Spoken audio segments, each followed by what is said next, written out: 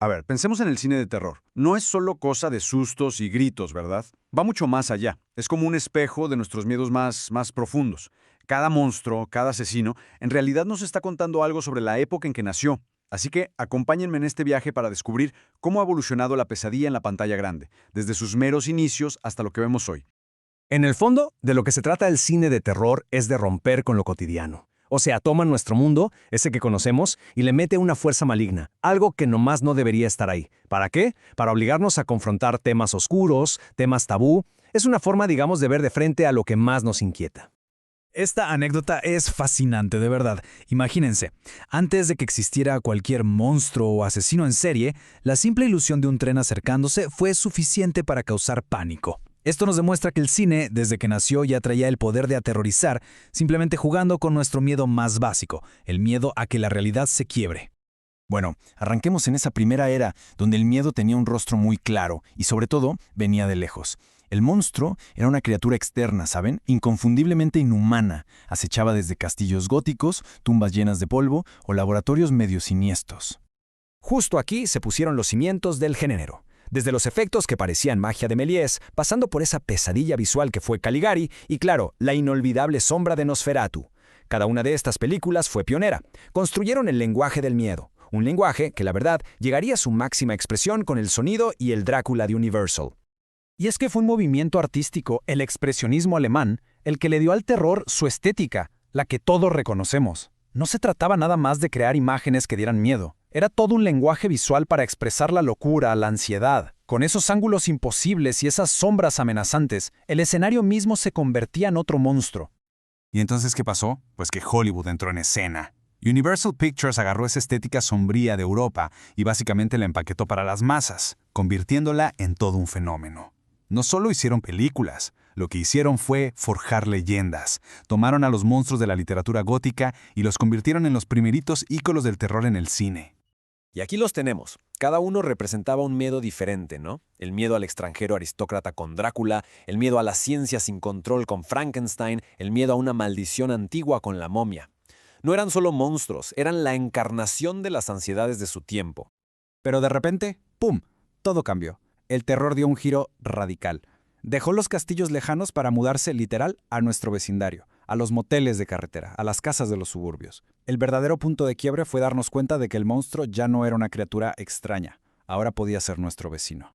El cambio es total. Pasamos del miedo a lo fantástico, a lo lejano, al terror de lo real, de lo de todos los días. El horror se volvió más íntimo, más cercano, y por eso mismo, infinitamente más perturbador. Esta evolución, claro, no fue de un día para otro. Se fue construyendo paso a paso, película a película. Peeping Tom y Psicosis nos hicieron ver que el monstruo podía ser alguien normal, en apariencia. Luego, La Masacre de Texas nos aventó a un horror súper visceral, sin reglas. Y finalmente, Halloween tomó todas esas piezas y las convirtió en la fórmula perfecta del slasher, un modelo que iba a aterrorizar a toda una nueva generación. Es que esta idea lo cambia todo. El verdadero horror ya no era una criatura de otro mundo, sino la aterradora posibilidad de que el mal viviera en los lugares y en las personas que creíamos seguras.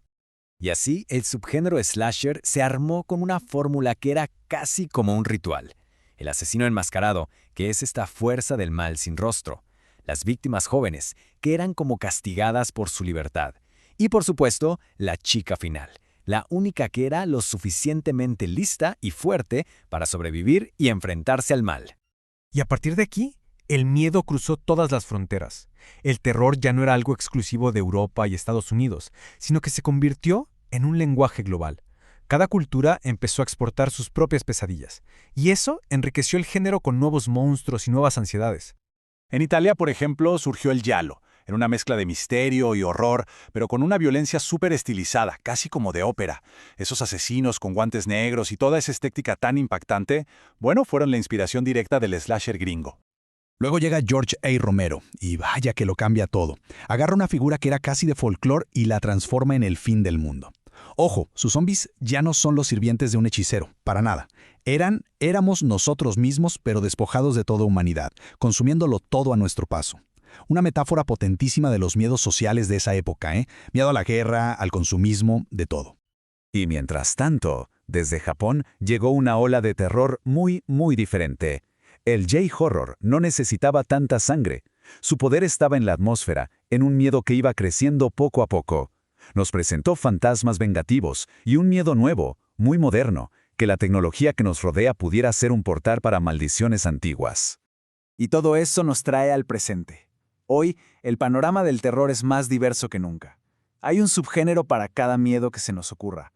A lo paranormal, a que nuestro propio cuerpo cambie o a que la naturaleza por fin se vengue de nosotros. El terror moderno de verdad tiene una pesadilla a la medida para cada quien. Lo que nos lleva a la pregunta final. Si nos asusta tanto, ¿por qué seguimos viendo estas películas? ¿Qué es lo que buscamos en estas historias tan oscuras? Llevamos más de 100 años pagando un boleto para sentir miedo en una sala oscura. ¿Por qué? Pues porque el terror no es solo un escape, es un reflejo. Siempre ha sido el género que se atreve a mirar de frente las ansiedades más profundas de cada sociedad.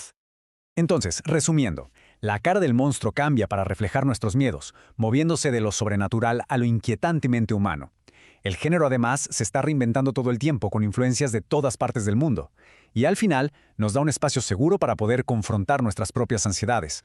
Y con esto cerramos. Cuando vemos los monstruos de hoy, ya sean fantasmas digitales, invasores silenciosos o la propia fragilidad de la mente, vale la pena preguntarse, ¿qué miedos específicos están reflejando? ¿Qué nos dice el terror actual sobre el mundo en que vivimos? La respuesta quizá esté en la próxima película que nos quite el sueño.